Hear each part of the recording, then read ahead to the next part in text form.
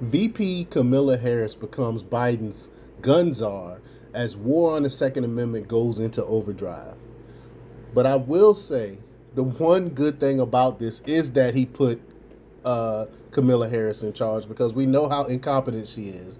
I mean, look at what's going on with the border, and she's so supposedly the border czar, and we knows what happened with that. So hopefully her incompetence will continue, which I'm sure it will, when it comes to trying to take away our Second Amendment, which is just ridiculous that this government who's supposed to be charged at protecting our rights is vehemently trying to take away our rights. But before we get started, go ahead and hit that like button, share this out so we can get this information out there. Subscribe if you're not already a subscriber, and hit that alarm bell so you know when I'm putting out new stuff. Also, check out my link tree in the description. It has a link to my Patreon where I talk about things I can't talk about here. There's also a link to my Instagram and my merch store. Also, check out jjthepsychotherapist.com for news as well. All right, let's talk about this news. The Biden administration made an announcement on Thursday regarding the creation of the White House Office of Gun Violence Prevention, which will be overseen by Vice President Kamala Harris. Now, this is after New Mexico, mind you, after New Mexico's governor tried to take away people's Second Amendment rights, and then she backtracked now because I think she had the backing of the Biden administration. That's why she had the gall to actually try to implement this in New Mexico. But the people fought back. So now the Biden administration is putting together this so-called White House Office of Gun Violence Prevention to try to take away our Second Amendment rights because they know that the majority of Americans believe in the Second Amendment on both sides, the right and the left. And they have to put something together to try to take away our rights. But like I said, luckily we have the incompetent Kamala Harris in charge of that. But the goal is to so-called to reduce gun violence through various measures. Not be tough on crime. It's already illegal to commit a crime with a gun, to that, but they want to take away law-abiding citizens' rights to protect themselves. Well, Vice President Harris will take on the responsibility of enforcing existing gun laws and working alongside local officials to promote anti-gun policies at the state level. In a statement made on Friday morning, Vice President Harris expressed her pride in overseeing this new office, highlighting the role of grassroots efforts and voting and passing significant gun safety legislation in the past 30 years. When it comes to Vice President Harris's qualifications for this role as America's gun czar, there are doubts about her suitability, suggesting that she might primarily serve as a symbolic figurehead.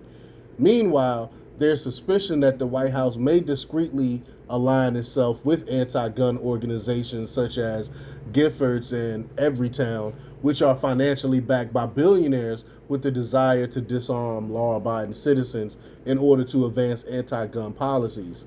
Cody Wilson, the founder of Defense Distributed, criticized the move, referring to it as typical Democratic election year patronage, where the Biden administration rewards its billionaire donors with another office in the White House.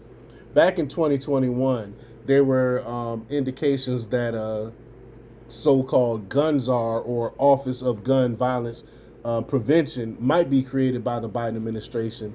Initially, it was expected that David Chipman, an anti-gun advocate, would be the top choice for this position. However, to the surprise of many, Vice President Harris was chosen despite perceived qualification gaps. Ultimately, the qualifications of Vice President Harris may not be the primary concern, as some believe the White House Office of Gun Violence Prevention was established mainly to appease billionaire-funded anti-gun groups ahead of the election season, possibly involving a quid pro quo. In a statement on Wednesday, President Biden expressed his desire to implement universal background checks and ban semi-automatic rifles and high-capacity magazines. But we already do background checks. What are they talking about? But this move has been criticized by some who argue that banning popular hunting rifles like the AR-15 won't deter criminals, as most murderers in the U.S. are committed with pistols. So additionally, there are perceptions that failed progressive policies have contributed to high crime rates in major metropolitan areas, and that the open borders policy has led to migrant chaos in cities like New York City.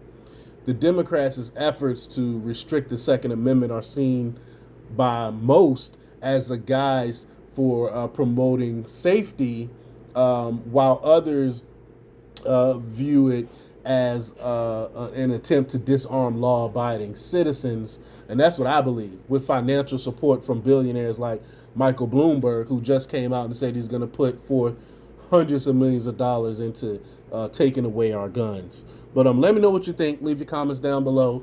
Like, share, and subscribe. And check out jjthepsychotherapist.com for the latest in news. Until next time, peace.